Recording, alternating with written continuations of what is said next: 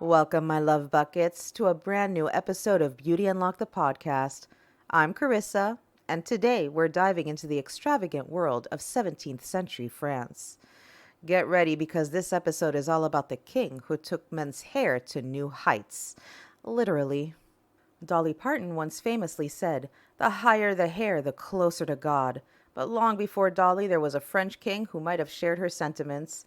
King Louis XIV, renowned for his lavish sense of style, wasn't just a monarch, he was a trendsetter. His love for giant wigs sparked a fashion craze that swept across Europe. But before we delve into the world of Louis XIV, let's take a step back and explore the history of wigs. Wigs, or hairpieces, have been around for millennia.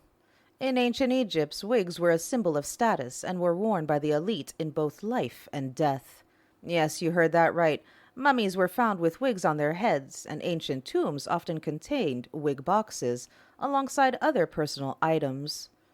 In ancient Greece, wigs were primarily used by actors in theatrical performances, while some Romans sported fashionable wigs, with wealthy women favoring blonde hair imported from Germany.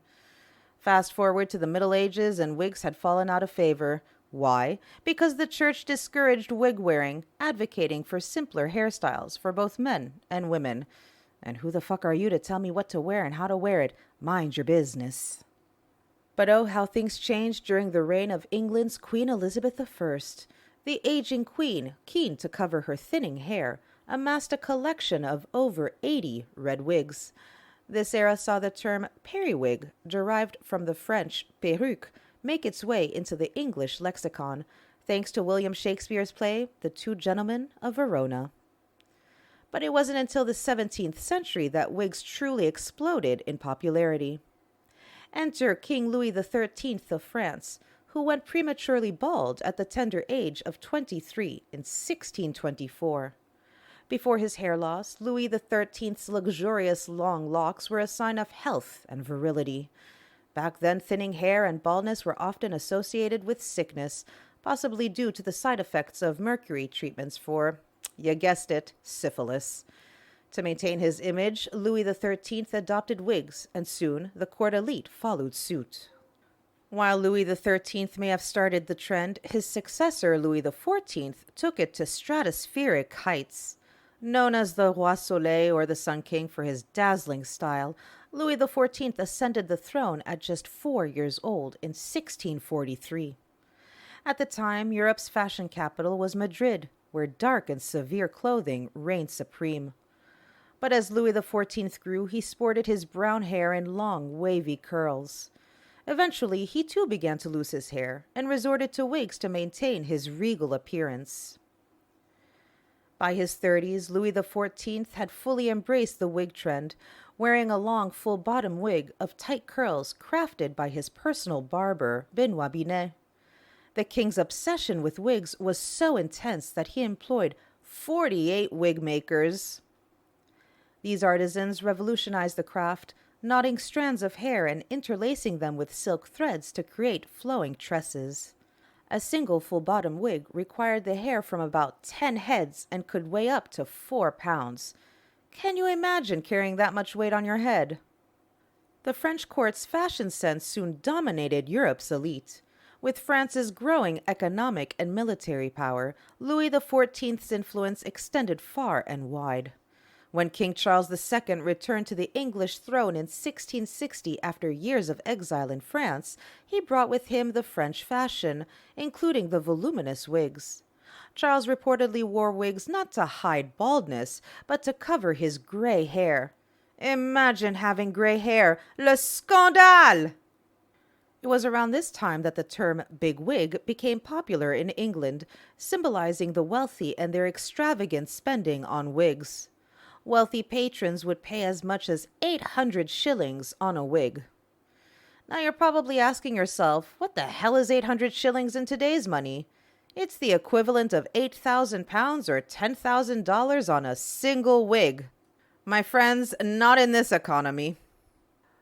But wigs weren't just about fashion, they posed real challenges for their wearers. Men had to master the art of managing their wigs in court, ensuring they didn't topple over while bowing. And with wigs being oppressively hot, Weighing several pounds, they could easily catch fire from the candles used for indoor lighting. Oh my! And if the physical challenges weren't enough, there were also ghoulish superstitions. During the Great Plague of London in 1665 to 1666, people feared that wig makers were using the hair of the dead. Samuel Pepys, the famous diarist, bought a wig in 1665 but hesitated to wear it because of these fears. He eventually decided it was safe enough to don. As wigs became essential at court, they spread to other high-ranking professions, including judges, priests, and merchants. The number of master wig makers in France skyrocketed, with their ranks in Paris increasing from 200 in 1673 to 945 by 1771. Even ordinary people, oh, you mean like us commoners, us peasants? We also apparently began wearing wigs, much to the dismay of the upper classes. Oh my. At the heart of wig economics was the hair itself. High-quality wigs often used women's hair, which was believed to be superior. Of course it was. Hair traders would purchase hair from peasant girls. Well, at least we came in handy, apparently, with blonde, silver gray, and naturally curly hair being the most prized. French artisans even sourced hair from across Europe to meet the growing demand. In England, there were tracts written defending the use of nationally sourced human hair, as it competed with continental human hair and cheaper alternatives like horsehair or goat hair. The end of the big wig craze came with the death of Louis XIV in 1715. His successor, Louis XV, preferred simpler hairstyles. Portraits of the new king depict him with powdered hair. Curls frame his face, while the rest is pulled back into a low ponytail. By the end of the 18th century, wigs had fallen out of favor. They became associated with the excesses of France's Ancien Régime, particularly the towering wigs of Marie Antoinette and Louis XVI, which helped fuel the flames of the French Revolution. Men of fashion like Napoleon began to shun wigs, although some professions retained them. Aristocrats may have abandoned their wigs, but their staff continued to wear them. In England, judges still wear wigs in criminal cases as a symbol of their official role, a custom that endures to this day. And there you have it, my lovelies, the tale of how one French king's love for big hair transformed the fashion landscape of Europe. From ancient Egypt to the French court, wigs have had a fascinating journey. I hope you enjoyed this episode of Beauty Unlocked. Don't forget to subscribe, leave a review, and follow us on social media. You'll find the links in the show notes. Until next time, my loves, stay hydrated, wear that sunscreen, and stay safe. You'll hear from me again very, very soon. Bye!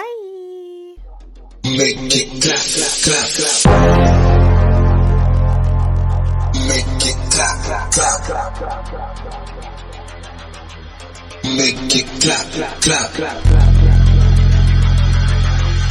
Make it clap, clap, clap. Make it clap, clap, clap.